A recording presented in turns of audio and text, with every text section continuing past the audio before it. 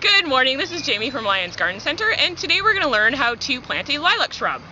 So for this project, we're going to need our lilac shrub. So this is a Miss Kim lilac we're going to use today. It's a 5 by 5 foot shrub, so a dwarf in the lilac. So in your hole, what you're going to want to use is bone meal.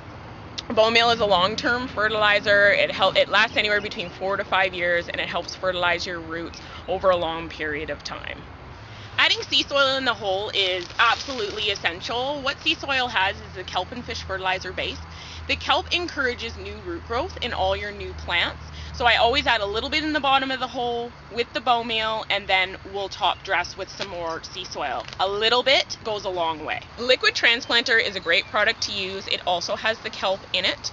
What it does is you can soak your root ball of your shrub in the liquid transplanter and then water the remainder on top. So again, with the kelp in it, it encourages your new root growth for stabilizing so that it can be stable over the winter.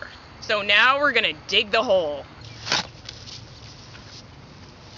In Kamloops, our soils can vary, so you're looking at soils that range from very silty to sandy, very dry and clay, so it is essential when you are planting to amend the soil for best plant production. After the hole is dug, you want to apply the sea soil into the hole. So 3 to 4 really good handfuls, and then you want to kind of swish it around with the existing soil that's in there.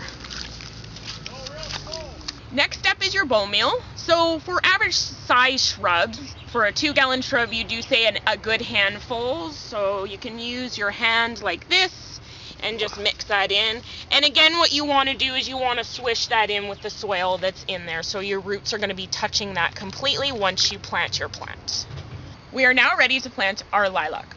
Keeping in mind the size of the shrub is essential to the area that you're putting it in, so make sure you're putting it in an area that's going to give you enough space. So this guy gets 5 by 5, so give him lots of room.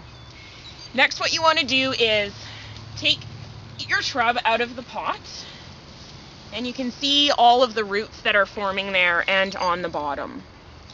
What you want to do is agitate those roots, so get your hands in there and loosen all those roots up. This is going to help new root establishment and growth. If you leave it twirling around in the bottom, it has a tendency to choke itself and not grow properly.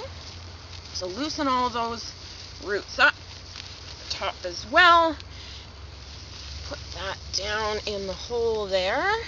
Making sure that the soil level is coming up at least to the base here for stabilization. And then you're going to go in and you're going to backfill. Next, we're going to go in with sea soil again. So we put the sea soil in the bottom of the hole to help encourage new root growth and water retention. Now we're going to just go back in with a tiny little bit on the top. So when you are watering, that sea soil and kelp is going to be penetrating the soil from the top to the bottom. So you're getting your roots from the top as well as your roots on the bottom. Finally, liquid transplanter. So what you're going to want to do is water your shrub first. So either with a hose or a watering can, you're going to go in and give your shrub a really, really good soaking. Especially when it starts to get hot in Kamloops, we want to be watering, once to twice a day for new shrubs. And the liquid transplanter is going to help us retain water and again encourage new root growth. Now we're mixing our liquid transplanter. So 4 tablespoons per 1 gallon. I like to use the cap because it's a lot easier. We're going to mix that up. Doing this, secondly, helps to avoid diluting the solution. That's why we water first, then go in with the liquid transplanter. Give that a really good mix, and then we're going to go in and use our whole watering can in there all the way around the base, making sure that we're soaking that root ball really well and encouraging new root growth. And there you have it. For more information, come on down to Lyons Garden Center on the Halston Connector.